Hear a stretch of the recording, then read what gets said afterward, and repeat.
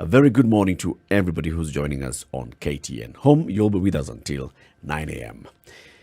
So we talked about dairy farming in the country, and we looked at the numbers, and we were talking to expert David Miner, who's a dairy investment expert and also a lead consultant with an organization called Performer, the economics of dairy farming in Kenya. He gave us a couple of numbers. One, our per capita consumption in this country by 2010 was 110 liters per person consuming milk per year. And looking at our production as well, about 1 million farmers are in dairy farming, many of them smallholder farmers, producing about 5.2 billion liters of milk a year. And this is on everything: cows, goats, camels, sheep. But if you just go into cows, 4.2 billion liters of cow milk per year. This is a lot. And our consumption, per capita consumption, is very high. It's one of the highest in Africa, in the world as well. So we consume a lot of milk. That means that we are a very big market for our own milk. Now, how much does our milk cost if we compare it to the milk in other countries? How much does it cost us to produce the milk? How much does it cost us to supply milk? How much does it cost us to buy milk? Why is it that at some point we see like milk coming from neighboring countries? The other day we had a whole issue that even reached the president's desk, and he had to make a presidential declaration himself on the importation of powdered milk into the country. And people saying that milk, the brand of milk that was coming in from a neighboring country, was cheaper, was better, was all those things. Why would we say that food being produced in other regions, neighboring Kenya, would be cheaper than in Kenya? And when we had a conversation with David, we told him, okay, you have started giving us a lot of insights, but we'll invite you again so you can tell us a bit more about this. And he's on the line with us again this morning. David Miner, good morning and welcome to the Situation Room. Hey, good morning, Eric, and Iki and Oko. Good morning to you all at the studio. Good morning. Yeah, nice to be here again. Karibu sana. Karibu sana. David, the last time you were telling us, you were just giving us the statistics and telling us, now look, if we look at what it basically means for a smallholder farmer to produce a liter of milk, it takes a lot. And you're telling us about the feeds, the 5 kilograms of Napier gas. I was taking notes, but that's why we left off. So we shall just pick it up from there. Let's go into what does it cost a smallholder farmer in this country to produce a liter of milk? Yeah, thank you very much. I don't know whether you have an echo on your end. Maybe on yours, we are good. Okay, no problem. Yeah, I think we cut at a point where I was talking about the price of the cost of production coming very close to price, and therefore the cost curve, which is red, and the green curve, which is green, coming very, very close to each other, and then moving towards a trend where the red line is above the green line, and that is where we see that the sector is not viable. So we may not have a very groundbreaking news that dairy has collapsed, but it is a sector that would typically collapse very gradually. Just one person here and there, a big farm closing, farmers selling cows and being seen to sell equipment and so on. Now you know that the sector is collapsing. But in other countries, because the structure between farmers and governments, the lobbies, and the government's involvement with the farmers is very mainstream, it becomes easier to know when the sector is collapsing than our kind of a context where a collapse would be gradual and sometimes not noticeable. So right now, the only indicator that is the strongest for us to know that we are not headed in a good direction is where we begin to see that we are producing less milk than what we need to consume. So that becomes a problem.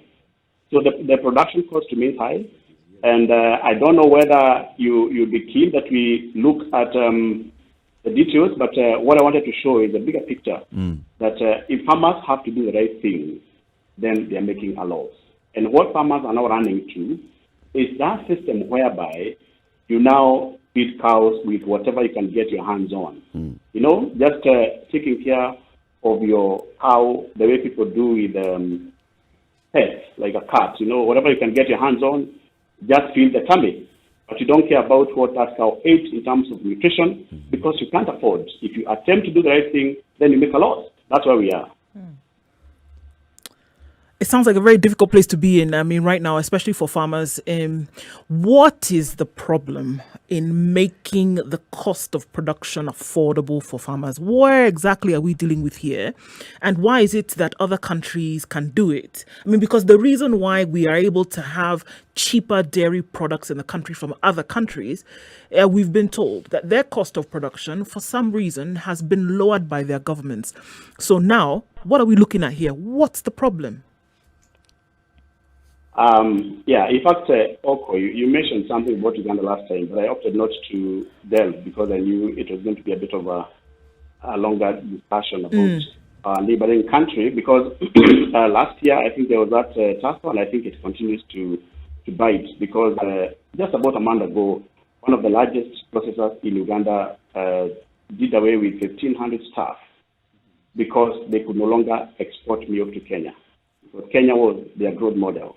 Because of the per capita prospects, people consuming more milk, much more than Uganda. And it's a very strategic market where you are buying from farmers who are producing at a lower rate and then exporting to a country which is will be able to buy a little more.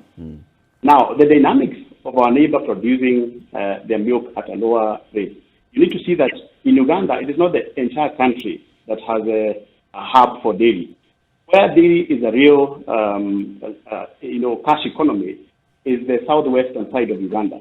The side of, if you're going towards Rwanda, there's a major, one of the cities called Barara. As you go towards the south.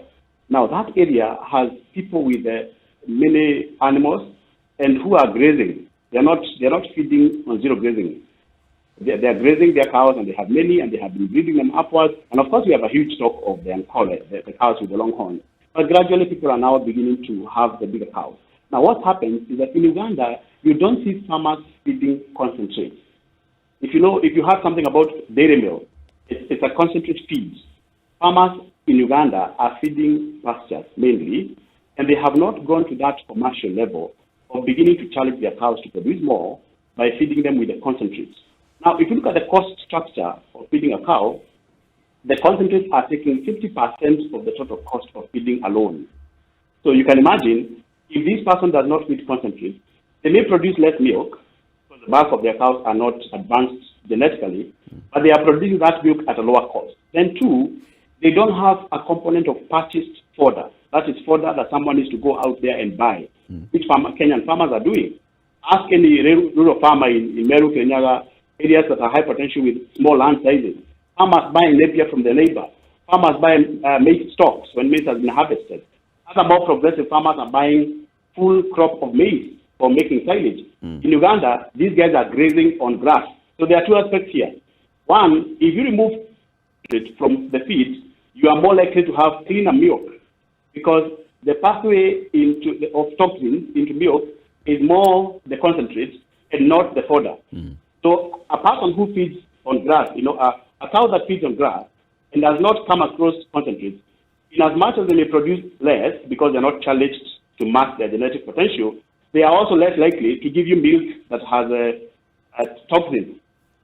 So now you can see a lower cost of production in Uganda, and two, likelihood that this milk is going to be, in terms of quality, better. So what we began to see is the Kenyan mother beginning to say, I think I like that milk that is coming from Uganda. I don't want to mention the name. But I was saying that I like that milk because it tastes better. Now, that was going to be a very difficult situation for the Kenyan economy because are we exposing ourselves by beginning to bring milk from a grass-fed cow? And what we have here is a cow that has been challenged through fodder. Not necessarily, we don't have a lot of grass-fed cows here. We feed napier grass, we feed maize, we feed all sorts of things, and then we feed concentrates. And you've heard the story about concentrates and the likelihood that a concentrate will carry with it after toxins. Mr. Maina, there's something that you're saying here that strikes a really interesting chord in my mind. In terms of surface area, we have a larger surface area than our neighbors Uganda. Yes, we do. Are we saying that we cannot have a situation similar to the one in Uganda? So you're looking at You know exactly what I'm you're looking looking at at. the size of land. Yes, and I'm looking at arable land that can provide pasture, and I'm asking the question: why is it that we cannot do what Uganda is doing? That's really what I'm asking. Now, I explained something contrasting between where the hub of dairy in Uganda is. It is Yes. a system which is open grazing. Yes. So cows they are basically on the grass, on pastures, and we get into supplementation if any. By the way, we are not saying that this is a static system in Uganda. In fact, give Uganda 2 decades, and probably they'll be where we are. So they will have gotten cows that are too advanced. The breeding system already in Uganda is very vibrant, so they are quickly just coming. And then the population of Uganda is estimated to exceed Kenya's population by 2050. In fact, perhaps by 2040, Uganda is going to be surpassing us if the FAO projections are going to be near accurate. And therefore, if their per capita is also rising, because Uganda comes second. If you look at Kenya, Tanzania, Uganda, Rwanda, and Ethiopia, Uganda comes second after Kenya, with about half of the per capita consumption between 63 and about 67 liters per person per year, compared to Kenya's expected per capita of 2030, which is going to be about 130. I think they have been able to revise downwards from what they expected in 2010, where they thought that we might double our consumption by 2020. I think that was a bit of an ambitious projection on demographics and per capita consumption. So what will happen is that Uganda is also likely to begin consuming a lot more milk of what they are producing, and they may not be able to export in the future. But as it is now, they still have a chance because their consumption per capita is much lower, and their dairy production is growing. Now, the other thing, just like maize, if you see Uganda exporting maize here, it does not necessarily mean that they're producing more maize in terms of biomass. It means that it is not their staple, and therefore, they are only consuming maize in schools. But in the household, they are doing matoke. So they can give the maize to us, and they can also give us the maize jam or other products that we imported from them, because their eating structure, their household feeding system is different. In the same way, when they are not using when they are using extensive grazing. Now, let me now paint a picture for Kenya. In Kenya, this 80% we talked about, that farmer who has 3 cows, these guys are constituting 80% of the total milk produced in the country in a year. So this farmer is, where is he? He's in Meru, he's in Mount Kenya region, and mainly his areas where they are having to struggle with, how do I use my 1 acre? Do I plant potatoes? Do I plant coffee? Do I plant tea? Or do I plant feed for cows? So they are constrained, and therefore they have to buy a lot of their feed from outside. What that means is that then they're going to spend more per cow than the typical farmer who is constituting the majority of production in Uganda. You can see the difference, eh? Yep. So it's not about country to country and how much land they have. It's about where is the hub for Uganda and what is their feeding system.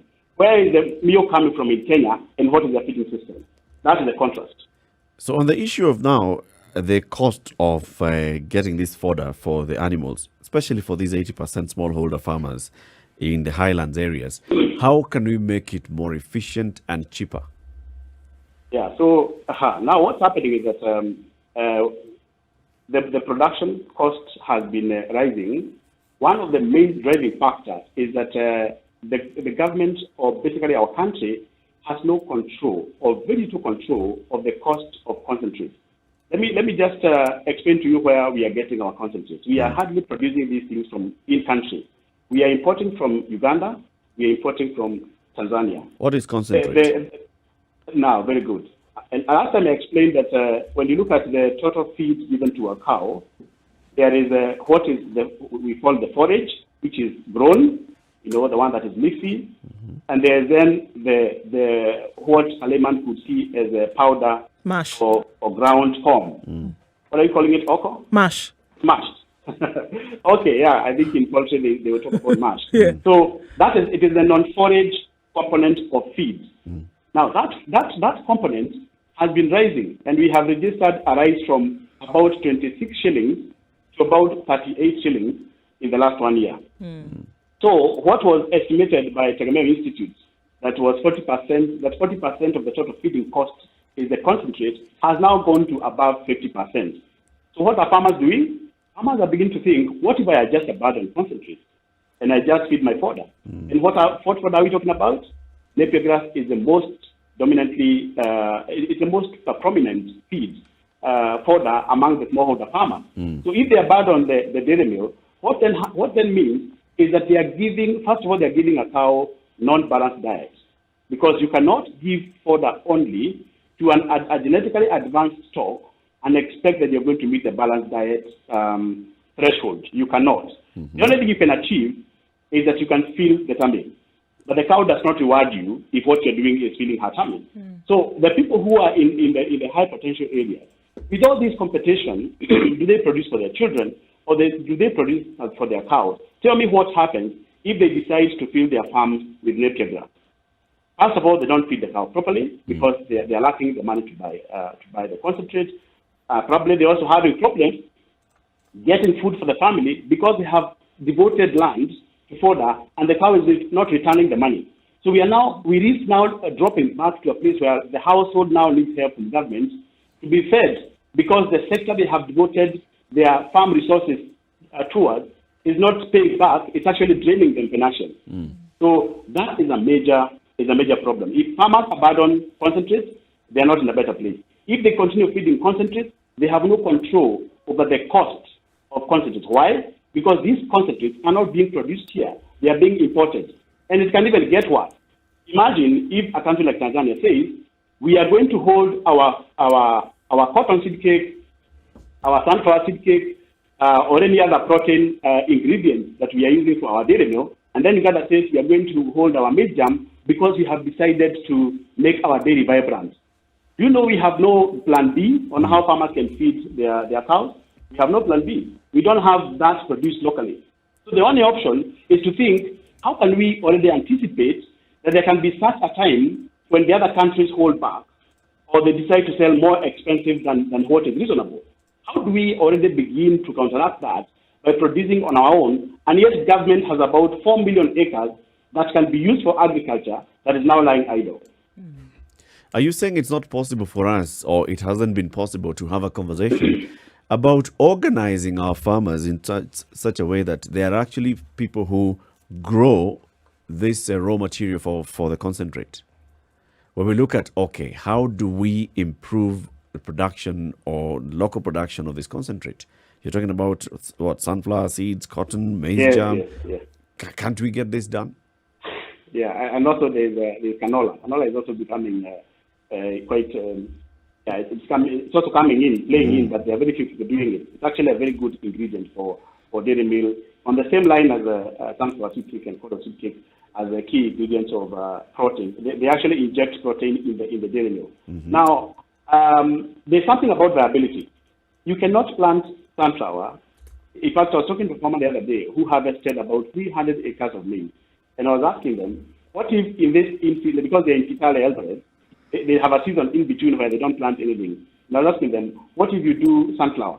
Because it is needed. And he did the math, it's a loss. So this is not a very competitive crop to grow for smallholders. They cannot compare with what else they are having. Agriculture is about comparing. I have an option to produce A or to produce B. Which one is going to feed my family? If B does not make sense, nobody will grow it. So in such a thing, then what government does is that government decides to come up with schemes that can be able to produce such products in bulk, in masses, like probably you can put like 500,000 acres on sunflower. That is a scheme where the person who is producing is being supported by government with inputs. So instead of the government thinking about how do we subsidize daily, just support an investor, and for now it doesn't matter, we're in a crisis.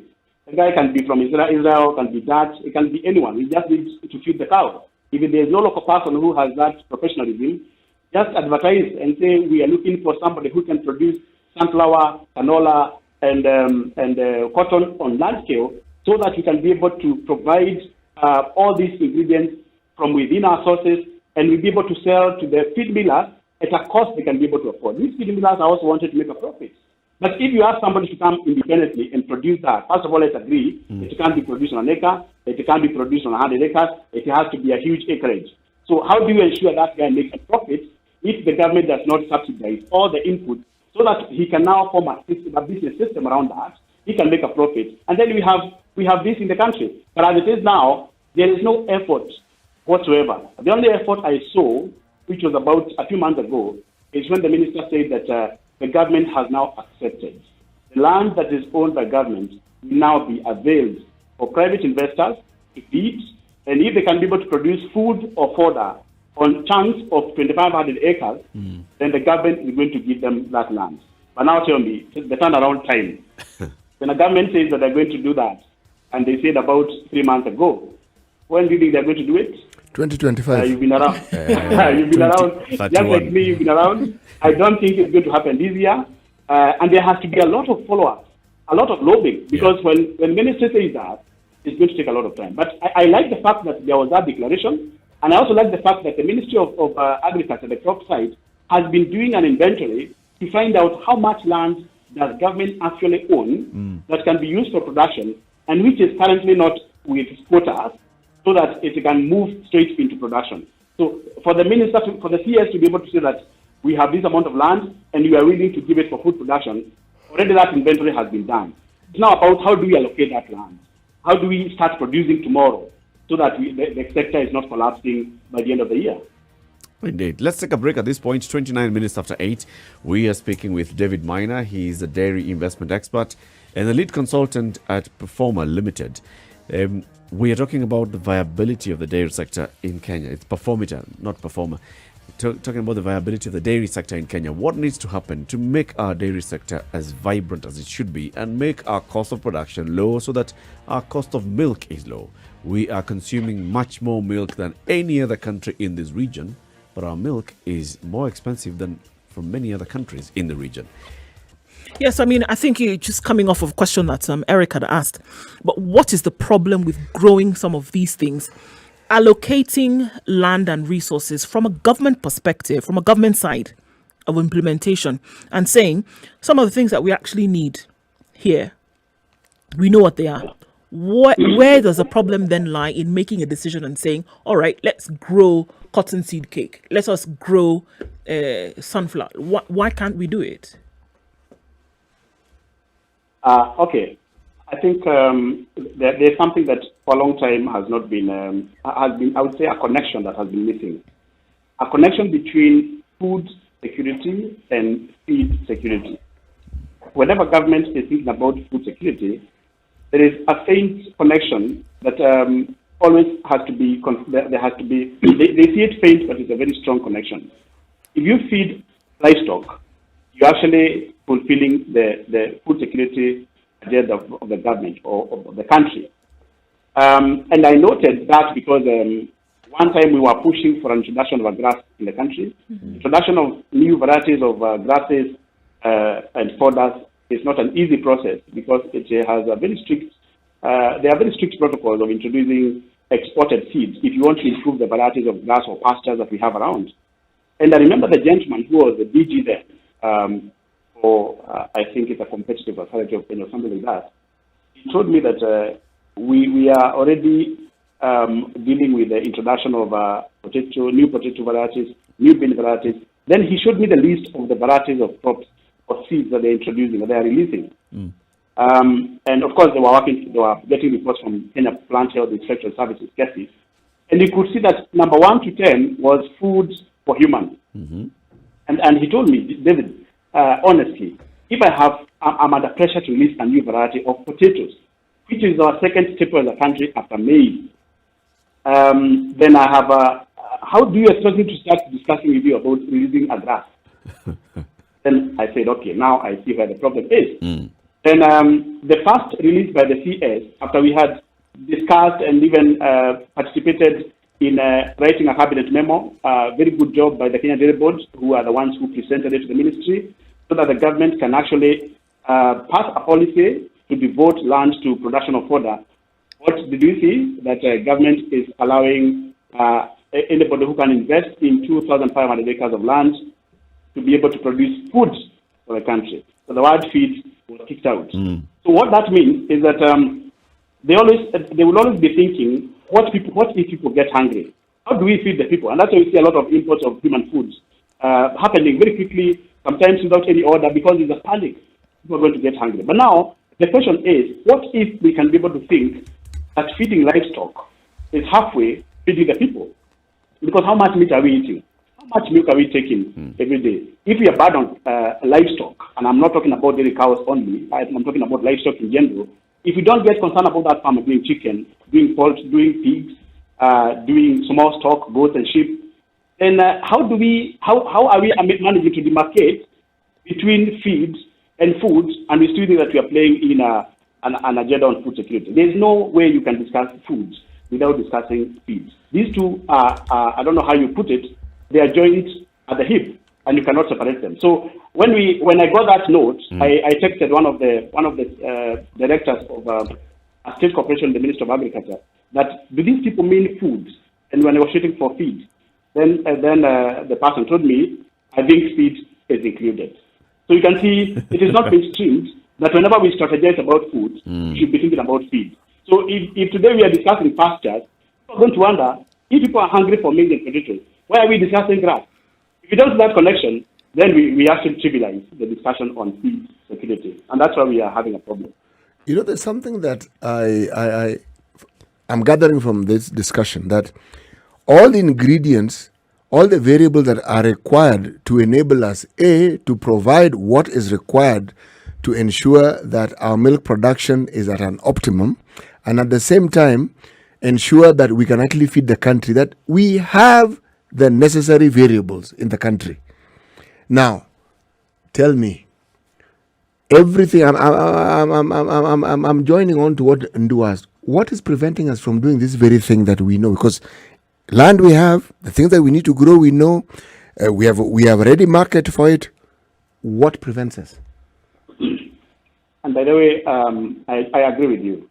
Whenever people say that we have challenged land sizes, that challenge is only confined to people who are owning land in high potential areas, and where land is divided into very small pieces.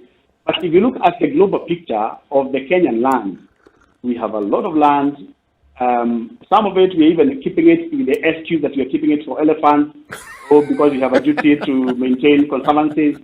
I don't know about fresh air and everything. But if you look at, if you ask the Kenya Wildlife, there's a lot of land that they have allowed that people can actually cultivate within the conservancy. It is not all of it, but be maintained to be the wildlife corridor.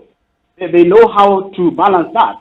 So there's still a lot of land. If you go to places, I have had a chance to visit some countries which are more desert countries or rocky, even within around the Horn of Africa, like Djibouti, and countries where if you travel 100 kilometers, the only thing that changes on the roadside is the color of the stone, from brown to silver to, I don't know, gray. It is stone and stone. I mean, you can't cultivate there. And there has to be any agriculture. It is where rain for over the years has carried some gravel and has formed some type of soil. That is the only place where people can farm. But now, look at our country. We have soil. That's all we need. The rest of it can be done. So we have a lot of land, and for many years, we have not been able to bring that connection. How do we use that land to be able to produce a lot of feed? So the question of, I think Oko asked about why are we not able to do that? This cannot be done by farmers. I think, Eric, that's what you're suggesting. Why can't we have farmers doing it so that they are also making money out of it? I think you're seeing a picture whereby one farmer is producing the concentrate, taking to the factory for milling. The other farmer is a producer of dairy, so they form an ecosystem there. But it is not viable in small scale. It's only viable in very large scale. And that can only be coordinated by government, and it has to be subsidized so that the person doing it is making a profit. So 10 years ago is when we were supposed to do this, if we are going to be strategic enough. But until now, we just are seeing where we say light at the end of the tunnel, where at least we have a government beginning to acknowledge we have a problem, that we have strength because we have land. But as it is now, I can say that if we do nothing in the next 2 years, we are going to see a trend where we have to import milk for our people to drink. And the gradual decline in dairy is largely going to be caused by farmers quitting. Okay, so David, I think you just are going into what my next question was, because how bad is the situation? Because we could have a myopic view of things. I walk into the supermarket, I can buy milk, right? The people who have their cows on the farm, whatever, they have milk every morning. We had a situation last year where there was a glut, and we had farmers, unfortunately, pouring milk into the street. So from the naked eye, it would appear that there's not a problem. There's no shortage. There's no scarcity. If we need milk, we can get it. If we need milk products, we can get it. Cheese, buttermilk, whatever, it's available. So how bad is the situation really, if we want to look at it? Because it could then lead to the reason why nothing is really being done about it, because it's not felt that there's a big problem. Because if you need it, it's available, right? We haven't had a situation whereby it's reported and said we were looking for milk and we couldn't find it, or that livestock was not producing, isn't it? So it could be the reason why we look at this thing and say it's not really much of a problem. Why are we hemming and hawing about the whole thing? Alcohol, let me tell you that from the consumer end, it is difficult to read a disaster from the consumer end because it is actually stuck on the producer end. If today we have no milk in the country, unless there's a serious tariff or non-tariff barrier on import of milk products, you will not miss milk on the shelf. There's not much cheese produced in Kenya, but you still see a lot of cheese coming from other countries. And Kenya, among the neighboring countries, has a list of such products on their shelves. Go to Ethiopia, you'll not believe it. I mean, nearly every product of milk you see is coming from other countries. If you go to West Africa, we can see entirely, nearly all the shelves are occupied by import. What happens about the international market is that if you cannot produce a product competitively, there is someone else in the world who is producing it more competitively than you, and they can fill your shelves, they can feed your people. That's not a problem. So consumers will always get. I told you that young mothers were getting excited about a milk brand from Uganda. Yes. And they were not asking whether this is being produced by my mother in the village. They were just saying that my daughter likes it. Therefore, I'm going to buy it. But David, were they looking for this milk because of the quality of the milk or because of an absence of the commodity in Kenya? And this is my question, is that there's still milk being produced in Kenya. And it could sound like a really rudimentary question, but from the basics, this is what people are going to ask you. And I'm going to go back to it as a reason as to why nothing is being done about it in terms of priority, because it is not seen as a sore thumb issue right now. You see, the mothers who are buying milk, for example, from Uganda are seeing it as a better quality product, not because there is an absence of what they can get in country. I don't know if I'm making sense. Now, I must say that it was produced more. I said two things about it was produced more competitively, and of course the ingredient, what the cow ate was it was safer in terms of the possibility of introducing the pollutants that come through concentrates, which Uganda is not feeding.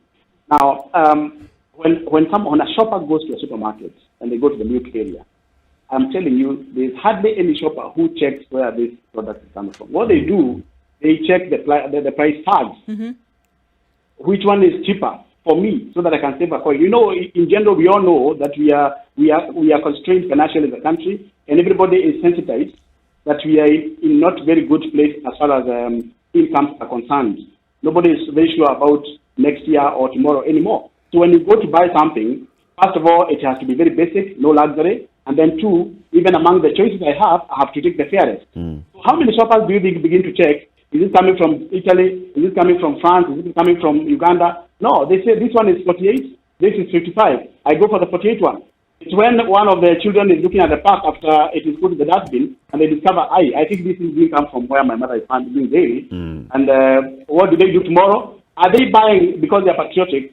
Or they are being led by how much money they can afford to be able to buy a product they use every day. Okay, David, There's hardly anybody who goes to buy because of patriotism. And the Buy Kenya, Build Kenya in itself has limits because it has to do David, one of our listeners has been more specific and has asked me the question.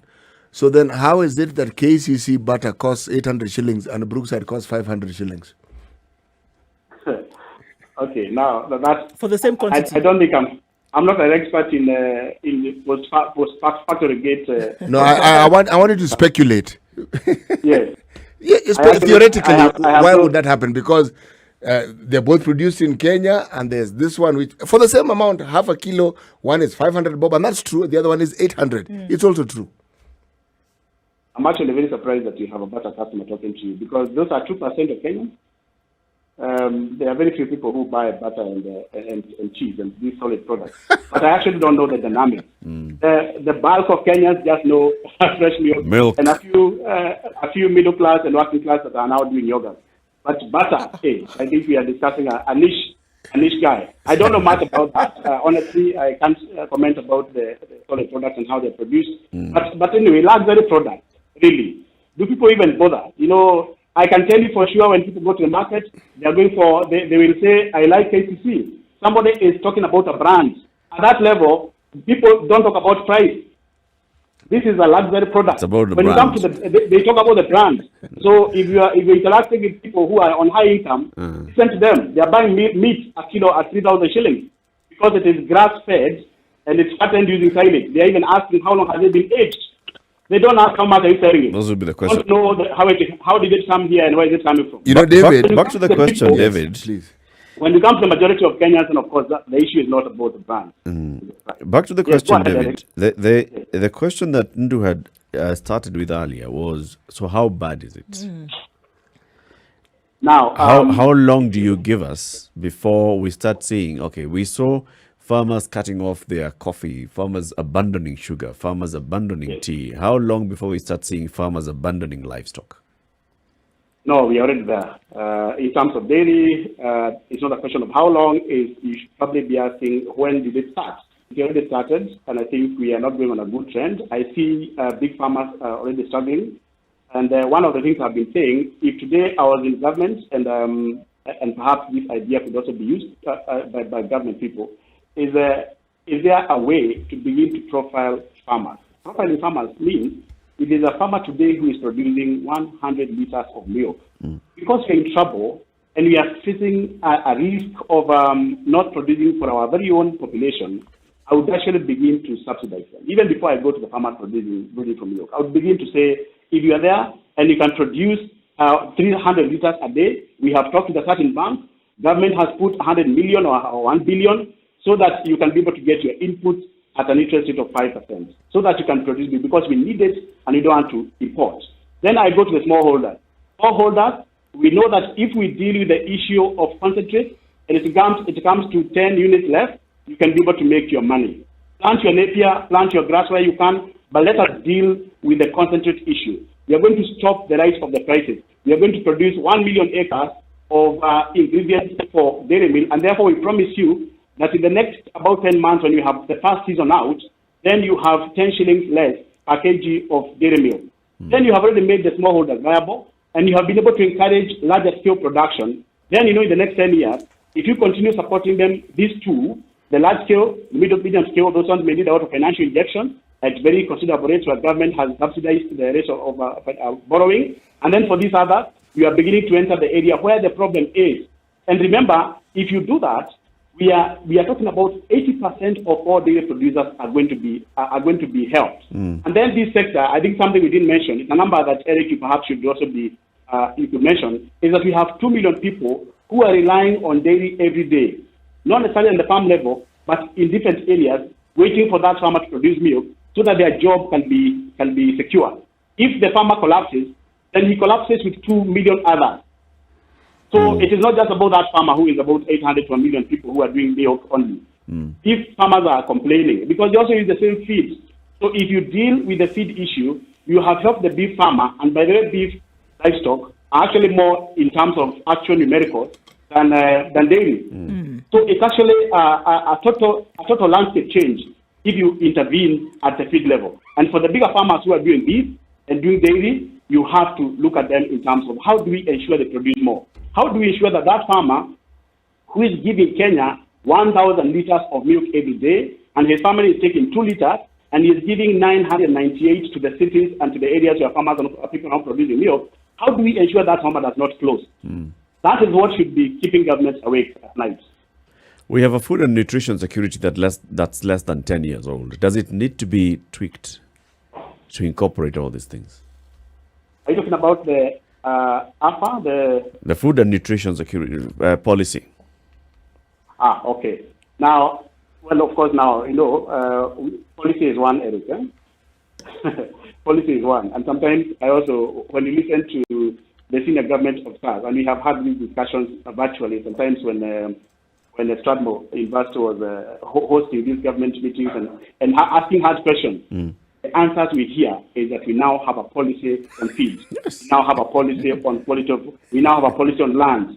And talk to a member of parliament in the committees, the head of agriculture and so on, ask them, they tell you we have passed a bill, we have a policy. But you see, this is a proper sector. So sometimes the farmer may not feel the policy. The farmer feels the implementation of a policy when it actually touches him. And this is a proper sector. It is not a sector like minerals or petroleum. When you say that you've discovered a certain rare mineral in Taita, the smallholder in Meru begins to wonder, how will that change my household? Or how will how will oil in Turkana change? How will it pay my school fees? They don't see the connection in as much as it may change the macroeconomics of a country. So there has been a huge problem, and that's why farmers are beginning to give up on a policy change as a promise. What they want to see is whether there's a policy or not, can we be helped? And let me tell you, Eric, our problem in Kenya has not been policy. There are a lot of policies that have been passed, but we never felt the advantage of such policies. So is it going to... I still think that we have a long way to go, even in the policy. We want to say goodbye to our audience on KTN Home who've been with us since top of the hour. But then we'll keep David for 5 more minutes so we can conclude this conversation. Switch over to Spice FM 94.4 in Nairobi. Mombasa is 87.9, 102.5 in Kisumu, 96.0 Nakuru, Eldoret 96.7, 90.9 in Nyeri, and Malindi is 97.7. This is Kenya's biggest conversation. This is the Situation Room, the only way to start your day. Spice up your life. Sugar and spice and everything nice, just the way you like it. The Spice Drive. Did you have a great day? I hope you did. I intend to make it better from 3 p.m. to 7 p.m. I'm going to be taking you home nice and chill. Everyone is welcome aboard. The hashtag is Spice Drive and, of course, Spice FMKE on Facebook, Instagram, and Twitter. The Spice Drive with Monique. The official soundtrack of getting you where you need to be. All right, 5 minutes to 9. You had a question for David. Right. So is it going to take an Ireland moment? I just remember what had happened, David, with Ireland. They had a severe famine, couldn't feed its people. And then, and they did have a policy in place. But when the famine struck and they said, we never want to be in this situation again. So they started to feed their people. And then they started to produce with mechanisms in place that would ensure they had a surplus every year, to ensure that there was something in the barn every year to be able to feed their people. Until now, they export food as though, it's growing literally on trees, pun intended. Now, is that what is going to take here? Is it going to get to war pressing status to be able to say, okay, this is then now we need to start the implementation of these policies? Because it would appear that that's what needs to happen. A really terrible situation needs to take place in order for us to say, all right, these policies that we have in place need now to be implemented. Because right now it seems as if folks are comfortable. I hope it doesn't get there. Because it's not always a promise that after famine you'll have a turnaround. There has to be somebody who actually champions the interventions after famine. After something terrible has happened, there still is a leader to steer that. So there are also some risky situations, some countries that have not been mentioned, where a famine led to more famine and led to loss of livelihood. Sure. Nothing happened. So, you don't have to get there because you don't know. Is there a promise that we could spring up from this? There's a risk that we may not spring up. So, I don't think we are going to get there because likely what's likely to happen is that we have a huge adverse imbalance on balance of trade. If we have less milk being produced, then what we expect is that there is going to be a long duration of imports of milk powder into Kenya to give to the milk processors, Tier 1, so that they can give Kenyans the milk they need. So what that means is that we have lost ground as far as our export-import balance is concerned. Already we are on the disadvantage on the end, that is what you can say we are already on the bad end, where we import more than we are exporting.